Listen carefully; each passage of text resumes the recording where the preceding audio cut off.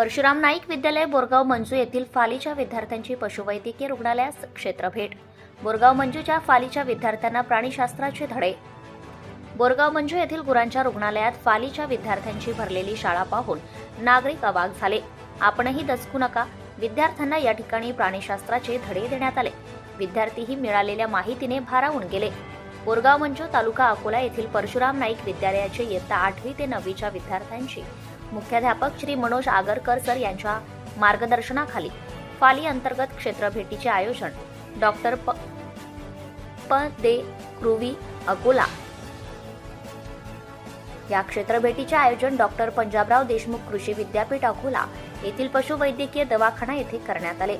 कार्यशाळेत प्राण्यांचे विविध आजार, प्राण्यांचे नियोजन व व्यवस्थापन, प्राणी अन्नशास्त्र, कृत्रिम रेतन, लसीकरण, गोठा व चारा व्यवस्थापन, घटसर्प या शास्त्रांची माहिती पशुसंवर्धन वैद्यकीय अधिकारी डॉक्टर कल्पक कायंदे यांनी दिली।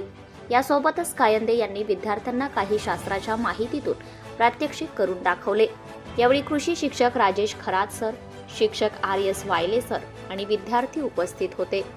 भारताचे कृषी क्षेत्रातील भविष्याचे नायक हा उपक्रमात इयत्ता 8वी व 9वीचे विद्यार्थी सहभागी होते।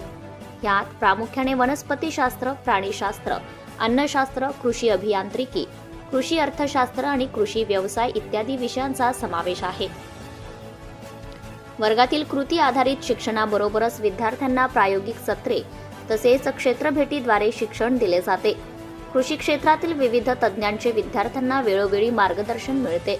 या उपक्रमामध्ये माती परीक्षण, दूध गुणवत्ता चाचणी, अन्नातील भेसळ ओळखणे, पीक व त्यांचे व्यवस्थापन, प्राणी प्रजाती ओळख व त्यांचे नियोजन, अन्नद्रव्ये, त्याची कमतरता व लक्षणे इत्यादी विषयावर विविध विषयांवर सत्र व प्रायोगिक सत्र घेतले जातात। तसेच कुक्कुटपालन, पशुवैद्यकीय दवाखाना, जनावरांचा गोठा, दूध संकलन केंद्र, बँक, बचत गट, जनावरांचा गोठा, रोपवाटिका, कृषी अवजारे विक्रेता इत्यादी विविध ठिकाणी क्षेत्रभेटी आयोजित करत असतात। वर्षाच्या अखेरीस विद्यार्थी व्यवसाय संकल्पना व इनोव्हेशन मॉडेल सादर करतात।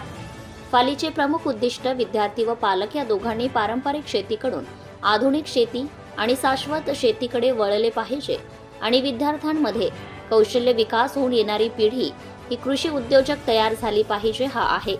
सत्यशोधक न्यूज चॅनलसाठी मुख्य संपादक Santosh Gavai, Akola. Subscribe now and press the bell icon. Never miss an update.